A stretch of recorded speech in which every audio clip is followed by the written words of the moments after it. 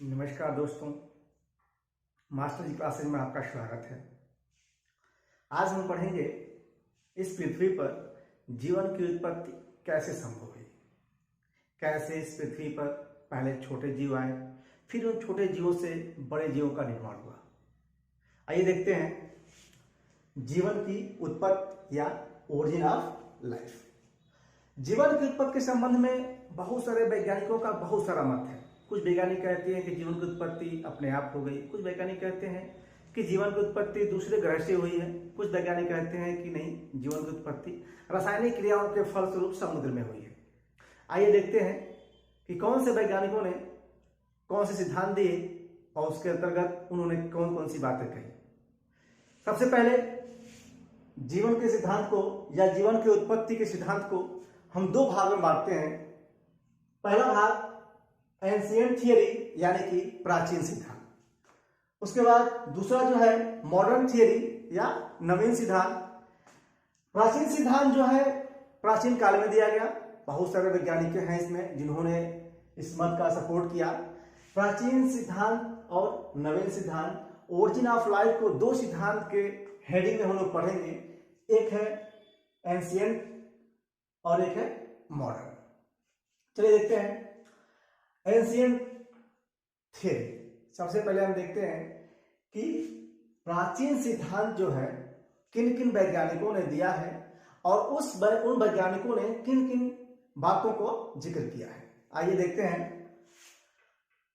Ancient theory, प्राचीन सिद्धांत। प्राचीन सिद्धांत के अंतर्गत हम चार हेडिंग पढ़ेंगे, यानी कि प्राचीन सिद्धांत में भी चार ऐसे सिद्धांत हैं जो अलग अलग वैज्ञानिकों के द्वारा दिए गए हैं।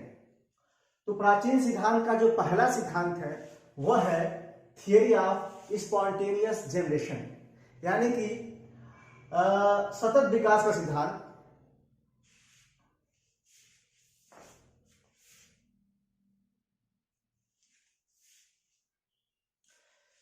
थियरी ऑफ स्पॉन्टेनियस जनरेशन या इसे कहते हैं ए बायोजेनेसिस या फिर इसी को ऑटोजेनेसिस। ए बायोजेनेसिस का मतलब होता है बिना किसी जीव का उत्पन्न होना, और ऑटोजेनेसिस का मतलब होता है स्वतः निर्माण होना। तो पढ़ते हैं ए बायोजेनेसिस या ऑटोजेनेसिस, आप समझ गए। अब इस सिद्धांत को किन किन वैज्ञानिकों ने दिया था, नीचे लिखा गया है। थेल्स, प्लूटो, अरिस्टोटल, मतलब अरस्तु। अरिस्टोटल को कहते हैं अरस्तु। अरस्तु बहुत बड़े दार्शनिक थे और अरस्तु को हम लोग जंतु विज्ञान का पिता, विज्ञान का पिता यानी कि father of zoology, father of biology, जैसे कहते हैं इन्हें राजनीति विज्ञान का भी पिता कहते हैं। आप राजनीति विज्ञान में जो पढ़ेंगे तो आएगा, अरस्तु को राजनीति विज्ञान का पिता कहते हैं। चलिए फिलहाल इन्होंने क्या कहा, थियरी ऑफ स्पॉन्टेनियस जनरेशन के अंतर्गत इन वैज्ञानिकों का क्या मत था। उन्होंने कहा कि सभी जीव निर्जीव पदार्थों से स्वतः ही उत्पन्न हो गए। जितने भी सारे जीव थे वह निर्जीव पदार्थों से उत्पन्न हुए और अपने आप हो गए। जैसे जो अरिस्टोटल थे, इन्होंने थोड़ा सा उसमें मॉडिफिकेशन किया। इन्होंने क्या कहा कि जो जीव है स्टार्टिंग में स्वतः उत्पन्न हुए, उसके बाद जब जीव उत्पन्न हो गए फिर क्या किया कि उसी जीव से ही नए जीवों की उत्पत्ति होने लगी। बाकी इन दोनों वैज्ञानिकों ने क्या किया कि सभी जीव निर्जीव पदार्थों से उत्पन्न होते हैं। और इस थ्योरी को सपोर्ट करने के लिए एक वैज्ञानिक थे वान हेलमोंट। वान हेलमोंट ने इस थ्योरी को सपोर्ट किया और उन्होंने क्या किया, एक एक्सपेरिमेंट किया। एक्सपेरिमेंट में क्या किया कि उन्होंने एक शर्ट लिया अपना जो पसीने से भीग गया था, पसीने से भीगा हुआ गंदा शर्ट लिया और उसको अंधेरे कमरे में रख दिया। उन्होंने 21 दिन के बाद देखा कि उसमें चूहे आ गए थे। इन्होंने क्या कहा कि अगर हम शर्ट को भिगो के पसीने में रख दें तो चूहे उत्पन्न हो जाते हैं। तो इन्होंने दिया कि formation of mice in 21 days from dirty sheets of shirt placed in dark room. मतलब अंधेरे कमरे में अगर हम शर्ट को पसीने में भिगो के रख दें तो चूहे पैदा हो जाते हैं, जबकि इनकी ये थ्योरी गलत थी, क्योंकि इन्होंने जब पसीने का शर्ट जब रखा था अंधेरे कमरे में तो वहां पे चूहे कहीं से आ गए थे, ऐसा नहीं था कि चूहे उत्पन्न हो गए हैं। तो फिलहाल ये था थ्योरी ऑफ स्पॉन्टेनियस जनरेशन का मतलब कि जो जीव हैं निर्जीव वस्तुओं से ही उत्पन्न होते हैं, जैसे कि कीचड़ में छोटे जीव उत्पन्न हो जाते हैं, पसीने से मक्खियां उत्पन्न हो जाती हैं, या पसीने से बाल में जूं उत्पन्न हो जाते हैं। तो ये सारे इनका थ्योरी था कि सारे छोटे छोटे जीवों का निर्माण ऐसे ही गंदी वस्तुओं से, गंदी निर्जीव वस्तुओं से होता है। फिर क्या हुआ कि कुछ ऐसे वैज्ञानिक थे जिन्होंने इस थ्योरी को अपोज किया। उन्होंने कहा नहीं, सब निर्जीव पदार्थों से स्वतः उत्पन्न नहीं होते हैं, या इन्होंने कहा कि 21 दिन में पसीने से भीगे हुए कपड़े रखने से चूहे का निर्माण नहीं होता या चूहे उत्पन्न नहीं होते। तो ये है कॉन्फ्लिक्ट ऑफ एबायोजेनेसिस, यानी कि एबायोजेनेसिस से कुछ वैज्ञानिकों को आपत्ति थी। वो कौन से वैज्ञानिक थे? 3 वैज्ञानिक थे जिन्होंने 3 एक्सपेरिमेंट किए और अपने एक्सपेरिमेंट करके उन्होंने बताया कि कैसे एबायोजेनेसिस या ऑटोजेनेसिस कैसे गलत है, कैसे इस सिद्धांत से जीवों का निर्माण नहीं हुआ। आइए देखते हैं। सबसे पहले वैज्ञानिक थे फ्रांसिस्को रेड्डी। 1668 में उन्होंने बताया, ये इटली के थे।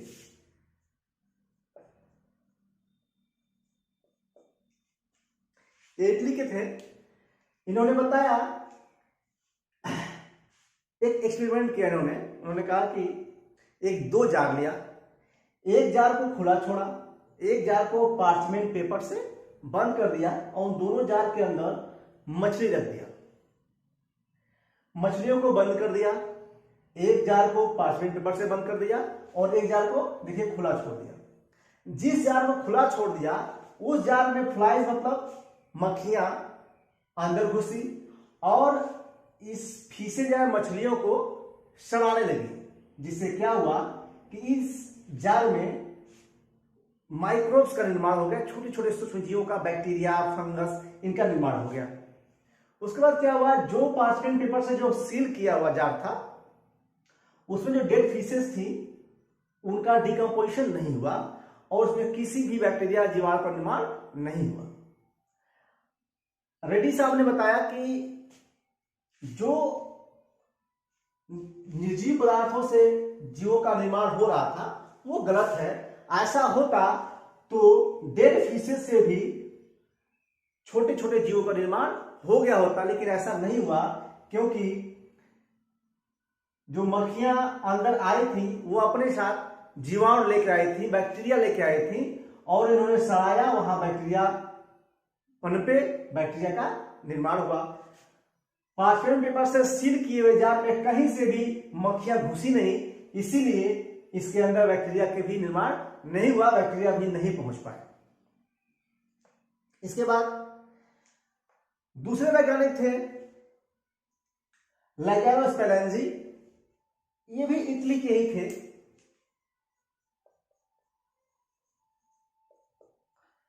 इन्होंने क्या किया, इन्होंने भी सेम ऐसे ही एक्सपेरिमेंट किया। 3 जार लिए उन्होंने, तीनों जार में सब्जी और मीट को गला के बॉयल किया, सूप बना लिया। सूप समझ रहे होंगे, सूप। और सूप को तीनों जार में रख दिया और एक जार को खुला छोड़ा, एक जार को लूजली बांध किया, मतलब उसमें हवा इंटर कर सके, और एक जार को ऐसे ही पार्चमेंट पेपर से बिल्कुल सील कर दिया। उन्होंने देखा कि जो खुला हुआ जार था और जो लूजली बांधा हुआ जो जार था उसमें बैक्टीरिया का निर्माण हो गया, बैक्टीरिया उसमें आ गए, लेकिन जो सील किया हुआ जार था उसमें बैक्टीरिया नहीं आए। इन्होंने भी सेम यही बात कहा जो रेड्डी ने कहा था कि बैक्टीरिया का निर्माण यानी कि जीव का निर्माण बाहर से आए हुए जीवों के द्वारा, जो हवा के द्वारा जो खुले हुए जार में घुसे उन्होंने बैक्टीरिया का निर्माण किया, और जो जार बंद था उसमें बैक्टीरिया का निर्माण नहीं हुआ, क्योंकि बाहर से कोई भी जीव अंदर नहीं गया। तो इन्होंने भी यही बताया कि जीव का निर्माण जीव से ही हुआ है। लेकिन कुछ वैज्ञानिक इनकी बात को अपोज कर दिए। कुछ वैज्ञानिकों ने कहा कि नहीं, आपने मीट को या सूप को बहुत ज्यादा खौला दिया था, जिससे क्या हुआ, उसमें बैक्टीरिया फंगस मर गए। भाई ये भी वैज्ञानिक थे। इन्होंने क्या किया, जो वो जार को जो टाइटली पार्चमेंट पेपर से बांध दिया था उसको खोल दिया, और जब खोल दिया तो कुछ दिनों के बाद देखा कि उस जार में भी बैक्टीरिया आ गए, उस जार में भी बैक्टीरिया का संवर्धन हो गया, उनका विकास हो गया। इन्होंने कहा देखिए, आप जिस चीज को कह रहे थे कि जो मीट को मैंने ज्यादा बॉयल कर दिया है, देखिए उसी मीट में हमने जब पेपर को हटा दिया, जब पार्चमेंट पेपर खोल दिया, जब हमने जार को ओपन कर दिया, तो उसमें भी माइक्रोब्स का निर्माण हो गया। इससे साफ जाहिर होता है कि किसी भी जीव का निर्माण पुराने जीव से ही होता है, जो हवा के द्वारा उस जार में लाए गए थे। तीसरे वैज्ञानिक आए लुई पास्चर। ये बहुत ही इंपॉर्टेंट है। लुई पास्चर ने भी एक एक्सपेरिमेंट किया। उन्होंने क्या किया, स्वान नेक फ्लास्क, मतलब स्वान नेक मतलब स्वान हंस के गर्दन के जैसा इन्होंने फ्लास्क लिया। आप फ्लास्क देख रहे हैं, फ्लास्क क्या था, मुड़ा हुआ था। फ्लास्क जो नेक था, ये नेक है। नेक क्या था उसका, मुड़ा हुआ था। उसमें क्या रखा, ईस्ट और शुगर का सॉल्यूशन विलयन लिया, उसको बॉयल किया। बॉयल करने के बाद सारे बैक्टीरिया उसमें से मर गए, सारे बैक्टीरिया समाप्त हो गए। फिर उन्होंने क्या किया, उसको ठंडा किया और बाहर रख दिया, और एक जार को बाहर रख दिया। फिर उसने देखा कि इस यहां से हवा घुसेगी,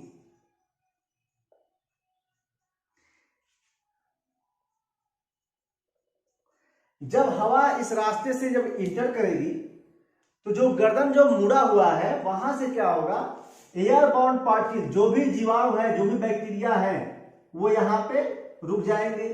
जो आगे बढ़ेंगे यहां पे छन जाएंगे। जो अंदर हवा जाएगी वो प्योर एयर जाएगी, शुद्ध हवा जाएगी।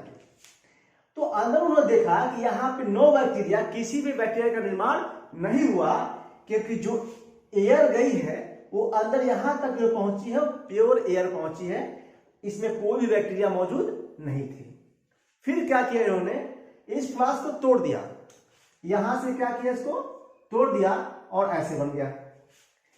तोड़ने के बाद उन्होंने देखा कि इसमें बैक्टीरिया इंटर किए और बैक्टीरिया, ज्यादा बैक्टीरिया का निर्माण किया उन्होंने। बैक्टीरिया फंगस जो भी हो, यहां माइक्रोब्स का निर्माण हो गया। तो लुई पास्चर ने भी बताया कि देखिए, जो प्योर एयर जो अंदर गया था उसमें बैक्टीरिया नहीं थे, इसीलिए यहां पे बैक्टीरिया का निर्माण नहीं हुआ।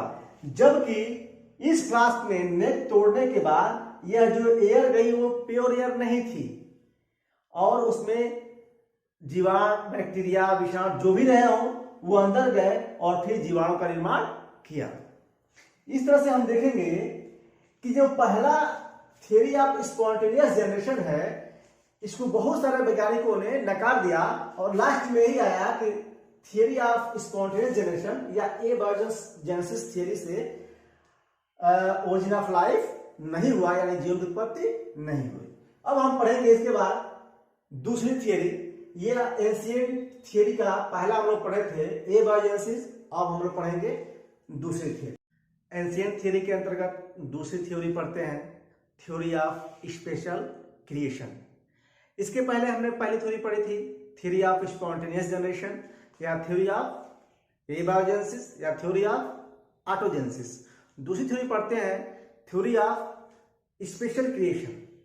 फादर सुरेश जो स्पेन के पादरी थे, धर्मगुरु थे, उन्होंने बताया कि एक God like super natural power है जिसने इस संसार का निर्माण किया है। इस संसार में जो भी चीजें हैं, झील, झरना, तालाब, नदी, पशु पक्षी, पेड़ पौधे, मनुष्य, सबका निर्माण उसने किया है।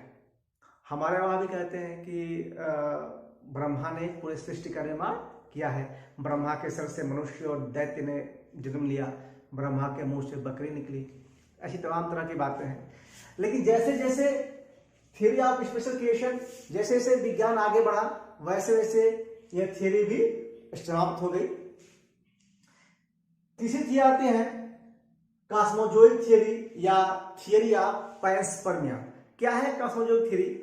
इस थ्योरी के अंतर्गत रिचर्ड प्रेयर और आर्हेनियस की एक थ्योरी है, आप केमिस्ट्री में पढ़ेंगे, आर्हेनियस थ्योरी। तो कॉस्मोजोइक थ्योरी के अंतर्गत क्या है कि इन लोगों ने कहा, इन वैज्ञानिकों ने कहा कि कॉस्मोस में, ब्रह्मांड में बहुत सारे ऐसे ग्रह हैं जहां पे जीवन है। वहां से क्या हुआ कि बीजाणु स्पोर के रूप में, बीजाणु के रूप में, जन्म के रूप में जो जीव है वो पृथ्वी पर आया और यहां जीवन की उत्पत्ति हुई। लेकिन वैज्ञानिकों ने कहा कि जो कॉस्मोस है, कॉस्मोस में जो धूल के कण हैं, इन्होंने कहा था कि उन धूल के कणों में ही स्पोर थे, वही स्पोर पृथ्वी पर आए और जीवन की उत्पत्ति हुई और वहां पे जीव पैदा हुए। लेकिन वैज्ञानिकों ने कहा कि जो कॉस्मोस के अंदर जो डस्ट है वो, वहां के टेम्परेचर इतनी कम है, मतलब 0 से भी नीचे, माइनस में टेम्परेचर है, वहां पे किसी भी बीजाणु का जीवित रहना या जर्म का जीवित रहना संभव नहीं है। तो ये थ्योरी फेल हो गई। चौथी थ्योरी पे आते हैं, थ्योरी ऑफ कैटास्ट्रोफिज्म या सडन क्रिएशन, मतलब अचानक से जीव का निर्माण हो जाना। इन्होंने कहा कि पहले जीव थे, फिर जीव समाप्त हुए, फिर नए जीव का निर्माण हुआ। इनके जो प्रवर्तक थे क्यूवियर एक वैज्ञानिक थे, इन्होंने सबसे ज्यादा इस थ्योरी पर जोर दिया। उन्होंने कहा ये थ्योरी सही है। क्यूवियर जो थे, इन्हें कहते हैं फादर ऑफ मॉडर्न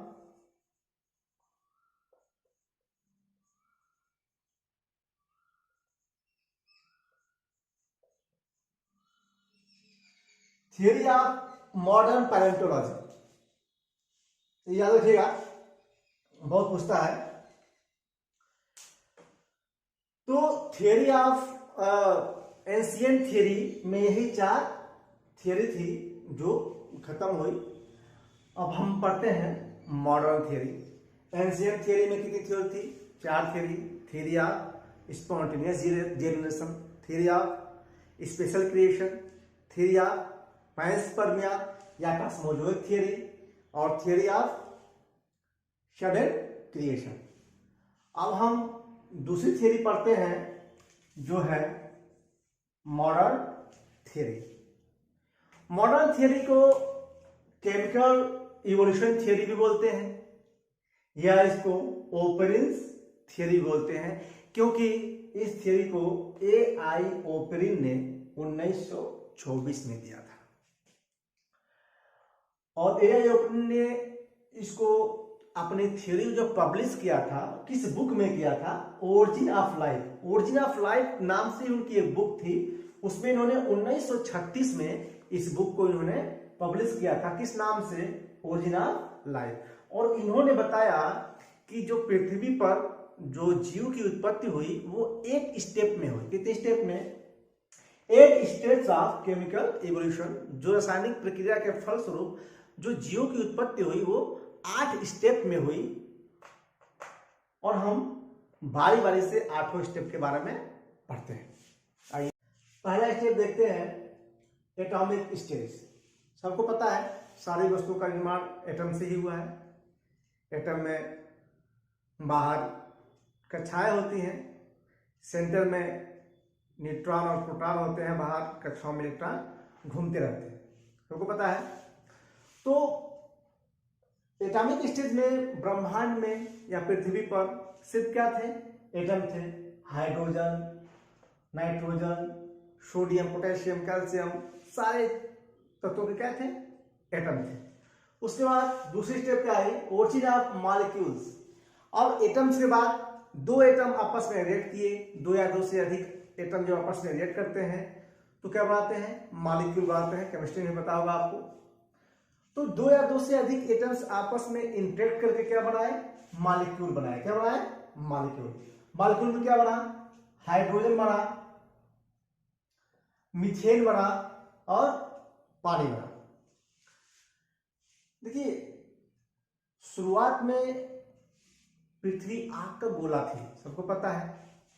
जब मॉलिक्यूलर स्टेज में जब पानी का निर्माण हुआ, बरसात हुई, करोड़ों अरबों साल तक बरसात होती रही, फिर जाके पानी ठंडा हुआ। तो ये पानी का निर्माण हुआ और फिलहाल उस समय ऑक्सीजन नहीं था, सिर्फ क्या था, हाइड्रोजन था। तो ऑक्सीजन कहाँ गया, ऑक्सीजन तो था, सारा ऑक्सीजन हाइड्रोजन से क्रिया करके क्या बना लिया, पानी बना लिया। तो सारा ऑक्सीजन जो था प्रिमिटिव स्टेज में वो पानी के रूप में था, H2O के रूप में था, फ्री ऑक्सीजन नहीं था। इसलिए जो प्रिमिटिव जो एनवायरमेंट था वो कैसा था, रिड्यूसिंग था, क्योंकि क्या था, उसमें हाइड्रोजन था, ऑक्सीडाइजिंग नहीं था। जो प्रेजेंट एनवायरमेंट है वो ऑक्सीडाइजिंग है, क्योंकि यहाँ पे ऑक्सीजन उपस्थित है, ऑक्सीजन प्रेजेंट है। जो प्रिमिटिव स्टेज था वहां पे ऑक्सीजन नहीं था, केवल हाइड्रोजन था, और हाइड्रोजन था तो क्या हुआ, रिड्यूसिंग था। कि हाइड्रोजन की उपस्थिति के कारण आज वायुमंडल, जो पुराना वायुमंडल था वो क्या था, अपचार्ज था, यानी कि रिड्यूसिंग था, फ्री ऑक्सीजन नहीं था। उसके बाद तीसरा स्टेप आते हैं, origin and evolution of organic compound. पहले एटम बना, फिर मॉलिक्यूल बना, अब क्या बनेगा, कंपाउंड। एटम के मिलने से मॉलिक्यूल बना, मॉलिक्यूल के मिलने से क्या बनेगा, कंपाउंड। जब कई सारे मॉलिक्यूल आपस में इंटरेक्ट करेंगे तो क्या बनेगा, मॉलिक्यूल बनेगा। बस वही हुआ। और मॉलिक्यूल में क्या बना, एल्कोहल बना, एल्डिहाइड बना, अमीनो एसिड बना। अमीनो एसिड सबसे इंपॉर्टेंट है। एक वैज्ञानिक थे स्टैनले मिलर, इन्होंने एक्सपेरिमेंट किया और परखनली में इन्होंने क्या किया, सिंथेसिस ऑफ अमीनो एसिड का सिंथेसिस किया। उन्होंने अमीनो एसिड को परखनली में बनाया और बताया कि जो A.I. ओपरिन ने जो कहा है कि ऑर्गेनिक इवोल्यूशन हुआ और ऑर्गेनिक कंपाउंड का निर्माण हुआ प्रिमिटिव स्टेज में, वो सही है। और आज भी वो सही है, क्योंकि मिलर ने एक्सपेरिमेंट किया, उसने अमीनो एसिड का निर्माण किया। उसके बाद समुद्र में क्या आ गए, अमीनो एसिड आ गए, एल्डिहाइड आ गया, एल्कोहल आ गया। यानी कि समुद्र में, समुद्र के पानी में बहुत सारे ऑर्गेनिक कंपाउंड आ गए। तो एक वैज्ञानिक थे हेल्डेन ने 1920 में क्या कहा कि समुद्र में ऑर्गेनिक पदार्थों के मिश्रण को प्राइमोर्डियल सूप कहा। जो पानी में जो सारे ऑर्गेनिक कंपाउंड घुल गए थे तो उन्होंने कहा कि ये सूप बन गया, और सूप का नाम बताया उन्होंने प्राइमोर्डियल सूप। समुद्र के जल को उन्होंने क्या कहा, प्राइमोर्डियल सूप, जिसे आगे चल के प्रीबायोटिक सूप भी कहा गया। तो जब ऑर्गेनिक कंपाउंड जब समुद्र में बने तो समुद्र के पानी को क्या कहा गया, हेल्डेन ने क्या कहा, प्राइमोर्डियल सूप, और उसको आगे चल के प्रीबायोटिक सूप भी कहा गया। याद रखिएगा, प्राइमोर्डियल सूप और प्रीबायोटिक सूप। इसके बाद चौथे स्टेप आते हैं। पहला एटम था, फिर मॉलिक्यूल बना, फिर कंपाउंड बना, अब क्या बना, ओरिजिन ऑफ कोलाइड। कोलाइड कैसे बनेगा, जब ढेर सारे कंपाउंड आपस में मिलेंगे तो क्या बन जाएगा, कोलाइड बन जाएगा। कोलाइड और कोएसरवेट। कोएसरवेट क्या होता है, कोएसरवेट क्या है कि सारे कंपाउंड आपस में मिलकर छोटे छोटे गोले के रूप में, छोटे छोटे कंपाउंड के रूप में एक दूसरे से चिपक गए, एक दूसरे के पास आ गए, कोलाइड बना लिया। और वो कोलाइड एक एक पास आके एक बाउंड्री बना ली, उस बाउंड्री को क्या कहते हैं, कोएसरवेट। ये सब क्या है, ये कोएसरवेट क्या है, कोएसरवेट। और इस कोएसरवेट को सिडनी फॉक्स वैज्ञानिक थे, उन्होंने जब क्वेश्चन बनाओ से कहा प्रोटीनॉइड माइक्रोस्फीयर, प्रोटीनॉइड मतलब ये क्या थे इसमें अंदर प्रोटीन था, इस प्रोटीन को उसने कहा ये प्रोटीन है, और माइक्रोस्फीयर का मतलब छोटा छोटा गोला, माइक्रोस्फीयर का मतलब छोटा छोटा गोला, मतलब प्रोटीन का छोटा छोटा गोला बन गया है। तो सिडनी फॉक्स ने कहा ये जो कोएसरवेट है इसको क्या कहा इन्होंने प्रोटीनॉइड माइक्रोस्फीयर, और एआई ओप्रिन ने क्या कहा था इसको कोएसरवेट कहा था, क्या कहा था कोएसरवेट। ठीक है, अब आगे बढ़ते हैं चौथा स्टेज के बाद फिफ्थ स्टेज, पांचवा स्टेज देखते हैं केमिकल एवोल्यूशन का पांचवा stage, origin of primordial life. इसके पहले हमने देखा था समुद्र में जब अमीनो एसिड का जो सूप बना था उसको हेल्डेन ने क्या कहा था प्राइमोर्डियल सूप कहा था, उसके बाद उसको प्रीबायोटिक सूप भी बोला गया था। तो हम बढ़ते हैं प्राइमोर्डियल लाइफ, उस सूप बनने के बाद क्या हुआ। देखिए प्राइमोर्डियल लाइफ में क्या हुआ, जो सूप बना उसमें क्या था अमीनो एसिड था, अमीनो एसिड क्या बनाता है प्रोटीन, क्या बनाता है प्रोटीन, और प्रोटीन बना, प्रोटीन के बाद न्यूक्लिक एसिड डीएनए आरएनए इन दोनों का सिंथेसिस हुआ, तो क्या बना न्यूक्लिक एसिड बना प्रोटीन बना, और दोनों को मिलने से न्यूक्लिक एसिड और प्रोटीन क्या मतलब हो गया न्यूक्लियो प्रोटीन, क्या बन गया न्यूक्लियो प्रोटीन। जब ये प्रोटीन के अंदर क्या घुस गया आरएनए या डीएनए, क्या घुस गया आरएनए और डीएनए, ये क्या है प्रोटीन, क्या है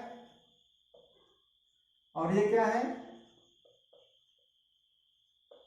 न्यूक्लिक एसिड, क्या है।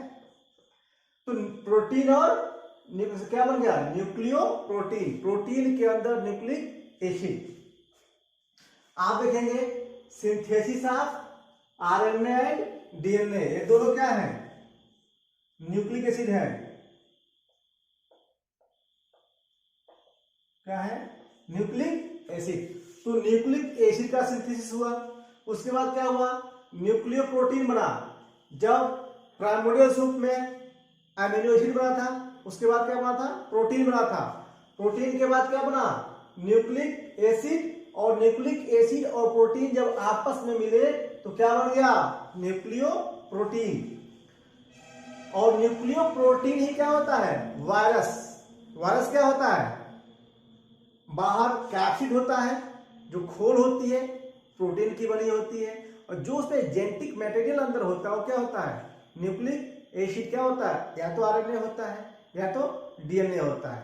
तो बेसिकली जो वायरस होता है वो क्या होता है न्यूक्लियो प्रोटीन, यानी कि ओरिजिन ऑफ प्राइमोर्डियल लाइफ में वायरस और जीन, वायरस और जीन, ये जो डीएनए है डीएनए के ही सेगमेंट को क्या कहते हैं जीन।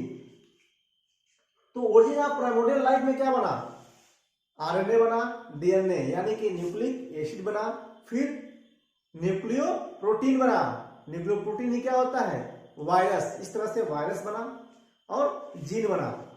ठीक, उसके बाद देखते हैं अगला स्टेप। हाँ इसमें देख लीजिए कि लाइफ, और जब यहां वायरस बना न्यूक्लियो प्रोटीन बना, यही लाइफ की पहली स्टेज थी, और life originated in ocean, life की जो ओरिजिन हुई वो समुद्र में हुई about 3.7 billion year ago, 3.7 billion year पहले लाइफ की उत्पत्ति कहाँ हुई समुद्र में। तो याद रखिए 3.7 बिलियन ईयर एगो समुद्र में लाइफ की उत्पत्ति हुई। उसके बाद आते हैं छठा step origin of prokaryote. Prokaryote आप अच्छी तरह जानते होंगे। प्रोकैरियोट क्या होते हैं ऐसी सेल जिसके डीएनए में हिस्टोन प्रोटीन नहीं होता है और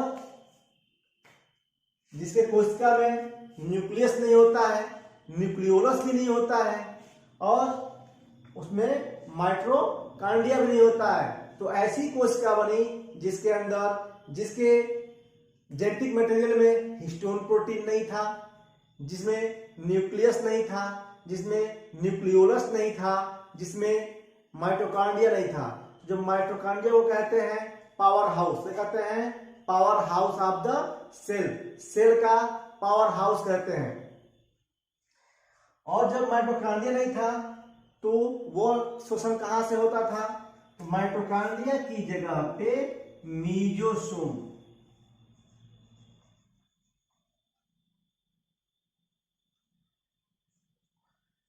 मीजोसोम नाम का एक स्ट्रक्चर होता है जिससे प्रोकैरियोट में क्या होता है?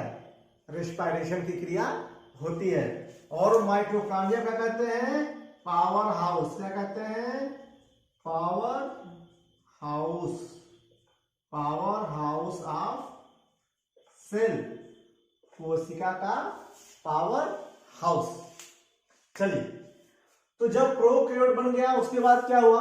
उसके बाद क्या है? 7वां स्टेप, ओरिजिन ऑफ ऑटोट्रॉफिज्म। आप यहां तक देखिए, यहां तक ये हेट्रोट्रॉपिक थे। हेट्रोट्रॉफिक का मतलब होता है जो अपना भोजन खुद ना बना पाए, जो भोजन के लिए, जैसे वायरस है, वायरस क्या भोजन खुद बना पाता है? नहीं, वायरस डेड होता है जब वो किसी और के शरीर में जाता है, किसी लाइव एनिमल के शरीर में जाता है, तब वो डुप्लीकेट करता है, रेप्लिकेट करता है, डिवीजन होता है उसके अंदर, वो अपनी संख्या को बढ़ाता है। तो यहां तक क्या था? यहां तक तो ये हेट्रोट्रॉपिक थे। क्या थे? हेट्रोट्रॉपिक।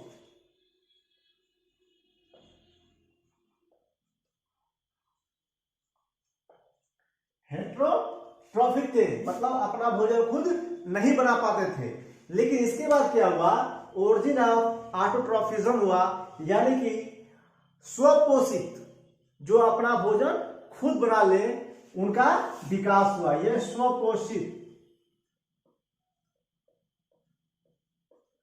स्वपोषित का विकास हुआ। स्वपोषित में भी कई कैटेगरी है। एक है कीमोसिंथेटिक बैक्टीरिया, मतलब जिसमें कीमोसिंथेसिस यानी कि केमिकल सिंथेसिस, उनके अंदर क्लोरोफिल नहीं होता है। जब क्लोरोफिल नहीं होगा तो वो अपना भोजन खुद नहीं बना पाएंगे।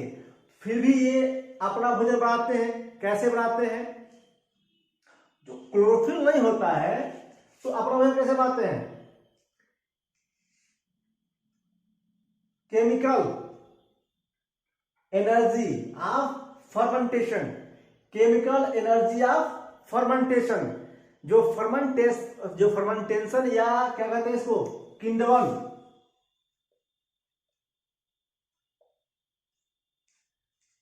जो किण्वन या फर्मेंटेशन की जो एनर्जी होती है, जो फर्मेंटेशन की केमिकल एनर्जी होती है, उसका उपयोग करते हैं ये कीमोसिंथेटिक बैक्टीरिया और भोजन का निर्माण करते हैं। जैसे आप 6CO2 यानी वो वायुमंडल से 6CO2 मतलब कार्बन डाइऑक्साइड गैस लेते हैं, और क्या लेते हैं? H2S मतलब हाइड्रोजन सल्फाइड। क्या लेते हैं? Hydrogen sulphide.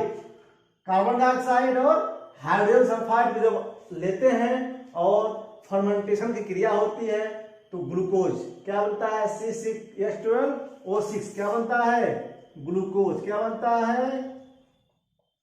ग्लूकोज, जो इनका भोजन है, और पानी बनता है और सल्फर गैस बनती है। ठीक, तो इन्हें सल्फर बैक्टीरिया भी कहते हैं। सल्फर बैक्टीरिया क्योंकि ये हाइड्रोजन सल्फाइड से सल्फर गैस निकालते हैं और कार्बन डाइऑक्साइड से अपना भोजन ग्लूकोज बनाते हैं। ठीक है, अब उसके बाद आते हैं फोटोसिंथेसिस। और फोटोसिंथेसिस भी दो तरह का। एक बैक्टीरिया ऐसा है जिसके अंदर ट्रू क्लोरोफिल नहीं पाया जाता है, क्लोरोफिल नहीं पाया जाता है, लेकिन वो क्या करता है?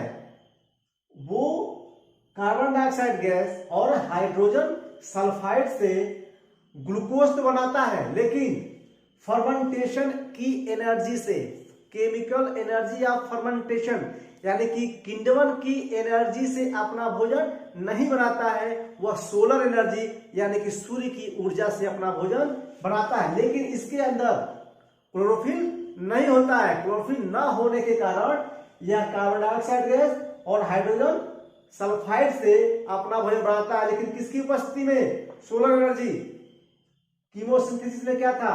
किंडवन की एनर्जी से, इसमें क्या है, सोलर एनर्जी मतलब सौर ऊर्जा की उपस्थिति में अपना भोजन ये बनाता है। ये क्या हो गया, photosynthetic bacteria. Blue green algae, नील हरित शैवाल, हिंदी बोलते हैं नील हरित शैवाल। ब्लू ग्रीन क्या कहते हैं, ये अपना भोजन ऑक्सीजन और कार्बन डाइऑक्साइड से ग्लूकोज के रूप में बनाते हैं। किसकी उपस्थिति में, इनके अंदर क्लोरोफिल,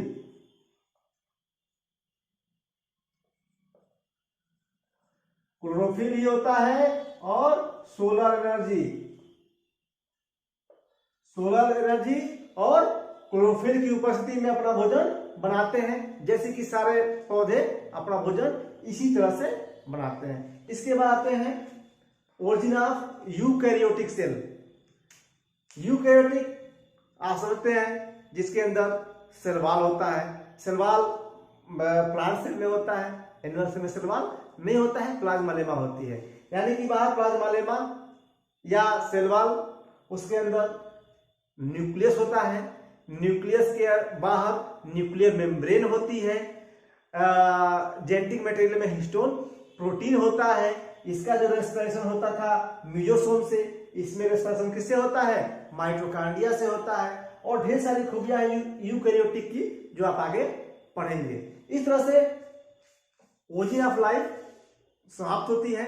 हमने पढ़ा था कि जीवन की उत्पत्ति कैसे हुई, तो दो थियरी थी, एक एंशिएंट थियरी, एक मॉडर्न थियरी। एंशिएंट थियरी में 4 थियरी थी, मॉडर्न थियरी में एआई का सिद्धांत था, जो इसके 8 स्टेप थे। हम 8वें स्टेप देख लिए। मिलते हैं अगले वीडियो में। धन्यवाद।